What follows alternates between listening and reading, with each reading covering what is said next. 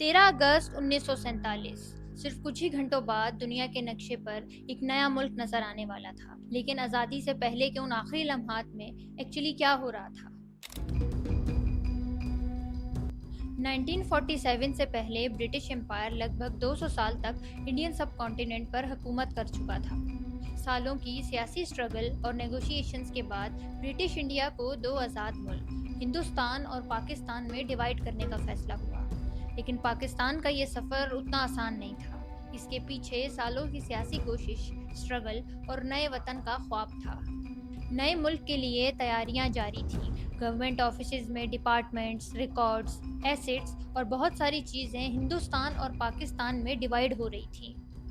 کراچی، جو پاکستان کا پہلا دارالحکومت بننے والا تھا، آزادی کے لیے تیار ہو رہا تھا۔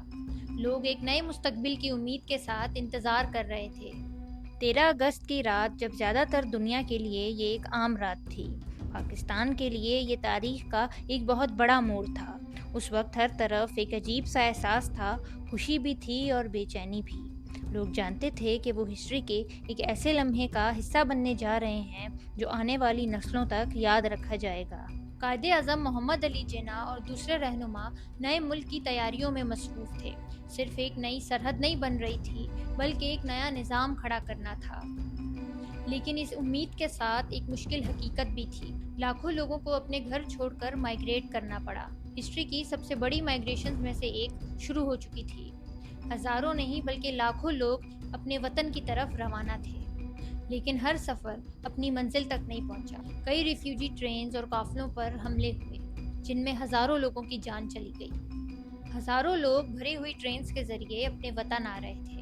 کچھ لوگ پیدل اور کچھ لوگ قافلوں کی صورت میں سفر کر رہے تھے۔ پھر وہ تاریخی دن آیا، 14 اگست 1947۔ پاکستان ایک آزاد ملک کے طور پر دنیا کے نقشے پر سامنے آیا۔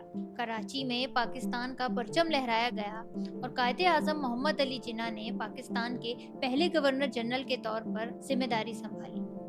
آل انڈیا ریڈیو لاہور سے پاکستان ریڈیو لاہور کی آوازیں گونجنے لگیں۔ یہ صرف ایک سیاسی تبدیلی نہیں تھی، یہ ایک ایسے سفر کا آغاز تھا جس میں امید، سٹرگل اور ہزاروں لوگوں کی قربانیاں شامل تھیں۔ ہمیں ایک بات یاد رکھنی چاہیے، اپنے ملک کے اندر ہونے والے کچھ فیصلوں سے بے شک ہمیں اختلاف ہو سکتا ہے، چاہے وہ سیاسی ہو یا اور کسی بھی چیز سے ریلیٹڈ، لیکن آزادی کی قدر کم نہیں ہونی چاہیے۔ اپنے سارے اختلاف کو سائڈ پر رکھ کر سوچیں کہ دنیا میں آج بھی ایسے بہت سے لوگ ہیں جو آزادی کے لیے ترس رہے ہیں۔ ہمیں شکر اور فخر ہونا چاہیے کہ ہم ایک ایسے ملک میں پیدا ہوئے جس کا اپنا نام ہے، اپنی پہچان ہے اور اپنا پرچم ہے۔ پاکستان زندہ باد۔